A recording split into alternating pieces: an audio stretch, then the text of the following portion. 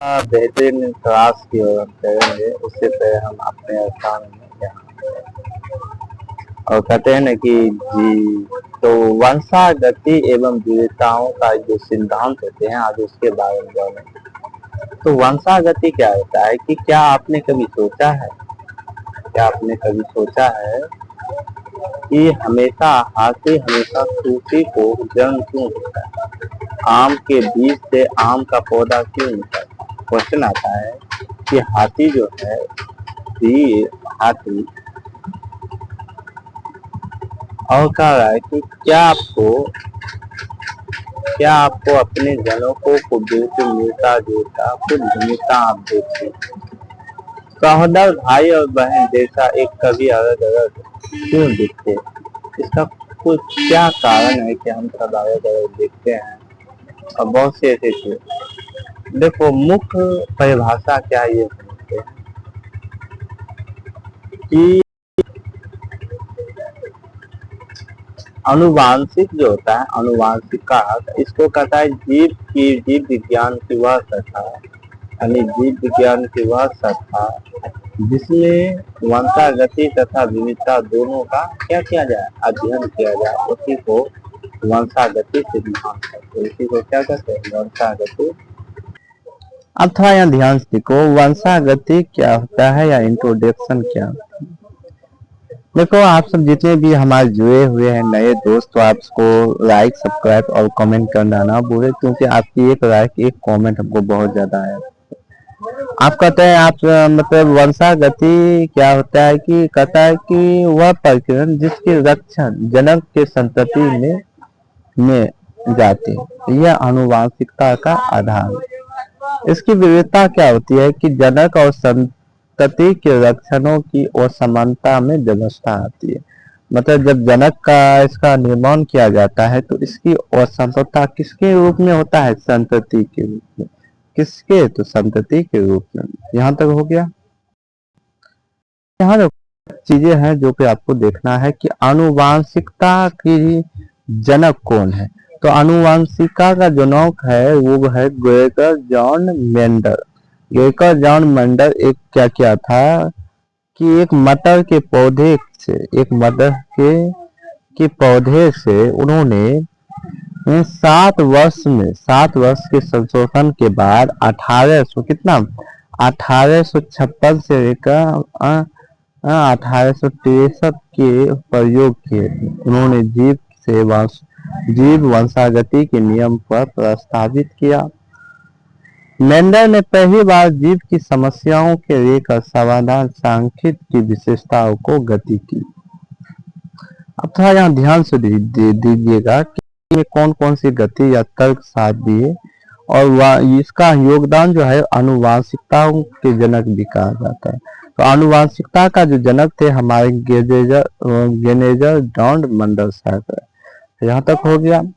अब देखो, 7 मटर का पाइस कुछ लक्षण। देखिए, पहला होता है लक्षण, प्रभावी और अप्रभावी। 3 चीज हमने बताए थे। सबसे पहला है तने की ऊंचाई। तने की ऊंचाई क्या होता है, एक लंबा होती है, दूसरा बौना होती है। और प्रभावी का मतलब होता है जिसमें बौना होता है, और प्रभावी का मतलब क्या हो, लंबा।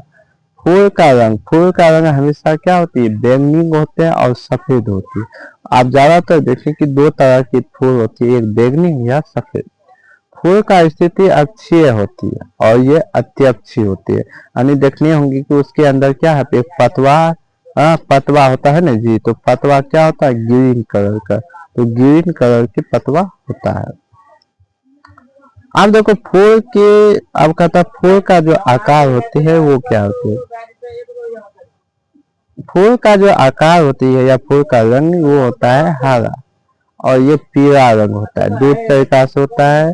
और बीज का आकार गोल होता है। बीज हमेशा किस आकार से होता है, या तो ये झुर्रा आकार का। देखना होगा कि मटर की जो होता है तो इस तरीका से होता है, झुर्रा आकार का। एक होता है पीला और एक होता है हरा। तो बीज के रंग कुछ इस तरीका से हमने कुछ जाना और समझा। अब देखते हैं कि इसका क्रॉस किस तरीका से किया जाता है। अब यहाँ देखो कि एक जीन का वंशागति मोनोहाइड्रिक ब्रिज क्रॉस कहते हैं। मोनोहाइड्रिक बीन क्रॉस क्या होती है कि पहली जनक पीढ़ी F1 का पीढ़ी होता है। क्या होता है? F1 का जनक जो होता है, जनक जिसको पेंटस कहते हैं, एक होता है लंबा पोटा जिसको हम किस रूप में कहते हैं? टीटी से, और एक होता है बोना पोटा जिसको कहते हैं टीटी, यानी छोटा का मतलब टीटी या बड़ा का मतलब बड़ी टी, यानी स्मॉल या कैपिटल, दो तरीका से कहते हैं।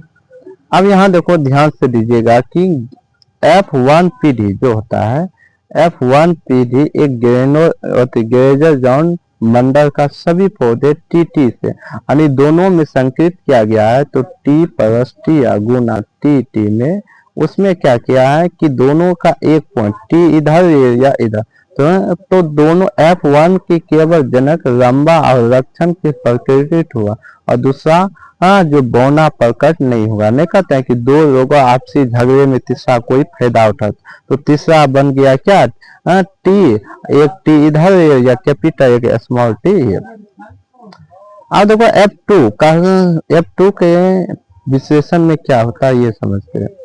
कहता है F1 के लंबे पौधे एक स्वपरागण होते हैं जिसको सेल्फ पोलिनेशन कहा जाता है। कहता है F1 या टीटी या F1 टी बड़ी टी, तो इसमें क्या होता है कि दो तरह की चीज होता है, एक होता है लंबा, एक होता है यानी दोनों प्रकार की जो स्थिति होती है वो लंबे आकार की होती है। जब दोनों को मंथन किया जाता है या क्रॉस किया जाता है तो उसमें ज्यादातर जो पौधा का विशेषण किया होता है टीटी होता है। क्या होता है? टीटी। अब देखो P2 के बोना पौधा में प्रकट किया जाता है कुछ लक्षण। मोनोहाइड्रिक क्रॉस का परिणाम कुछ इस तरीका से जो कि आपको बता देते हैं। F2 की जो संतति होती है, एक होता है जीनोटाइप और दूसरा होता है फिनोटाइप। ये बिहार बोर्ड क्लास 12 का सबसे मोस्टली क्वेश्चन होता है, ऑब्जेक्टिव में ज्यादातर पूछा जाता है। ठीक है, तो बिहार बोर्ड 12 में सबसे पहला है F2 में जो फिनोटाइप होता है वो होता है चैंडलर रेशो, जिसको कहते हैं कितना? 3:3:1। जब इसको क्रॉस किया जाता है इसका मल्टीप्लाई होता है 1:2:3 होता है। क्या होता है? 1:2:3। तो ये किसका होता है? फिनोटाइप का। अब देखो जीनोटाइप में कुछ अनुप्रस्थ होते हैं या रेडिसेंस होते हैं।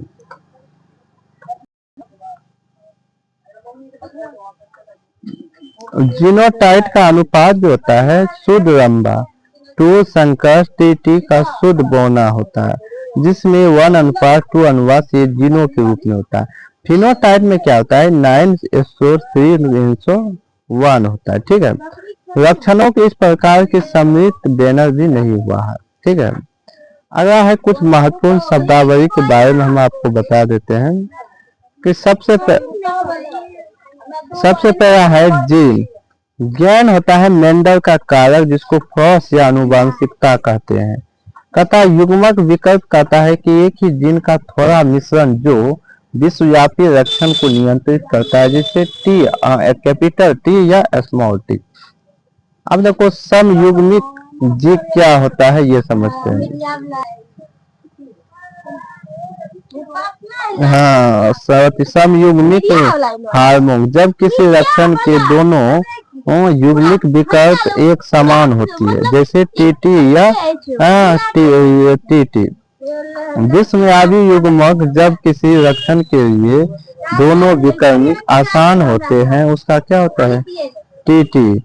इसका एक होता है। किरणोत्सर्ग मंडल का प्रथम प्रभावित नियम कहता है क्या? लक्षणों के निर्धारित एक कारक होती है जिसको जीन नामक इकाई से द्वारा व्यक्त किया जाता है। पहला होता है कारक हमेशा जोड़ते हैं, दूसरा होता है यदि कारक का सदस्य टी यानी ये होता है जीनोटाइप के इनमें से प्रभावित होती है तो वह प्रभावित हो सकते हैं। इस नियम को F1 टीवी केवल एक जनन का लक्षण होते हैं। इसका रेशो हमेशा क्या होता है? 3:1 होता है। तो आज का टॉपिक बस यही चलेंगे।